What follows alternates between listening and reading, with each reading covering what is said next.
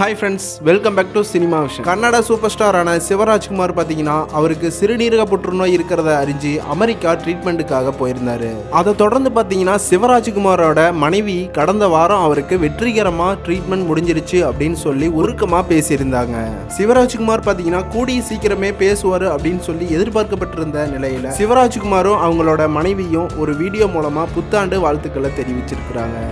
அது மட்டும் இல்லாமல் ரசிகர்கள், உறவினர்கள், நண்பர்கள், மருத்துவர்கள், செவிலியர்கள், திரைக்கலைஞர்கள் உங்களோட ஆதரவு தான் எனக்கு மகிழ்ச்சியை ஏற்படுத்தினது மட்டுமல்லாம மன நம்பிக்கையையும் ஏற்படுத்திச்சு. நீங்க எல்லாரும் கொடுத்த ஆதரவுக்கு நான் மிகவும் மகிழ்ச்சி அடைகிறேன் அப்படின்னு சொல்லியிருக்காரு சிவராஜ்குமார். அது மட்டும் இல்லாம டாக்டர் ஷாஷிக்கு மிகுந்த நன்றியை தெரிவிச்சிருக்காரு. மியாமி புற்றுநோய் மையத்தில் இருக்க அனைத்து ஊழியர்களுமே எனக்கு பக்கபலமா இருந்தாங்க. அறுவை சிகிச்சை வெற்றிகரமாக முடிச்சிட்டோம். கூடிய சீக்கிரமே வருவேன், லவ் யூ ஆல்னு சொல்லியிருக்காரு சிவராஜ்குமார். விஜய் ஒரு நல்ல குறிக்கோள் வச்சிருக்க நல்ல நடிகர் மட்டும் இல்லாம ஒரு நல்ல மனிதர். அதனால கண்டிப்பா சிவராஜ்குமார் பார்த்தீங்கன்னா பூரண குணமடைஞ்சி தளபதி 69 படத்துலையும் வந்து நடிப்பார்னு எதிர்பார்க்கப்படுது.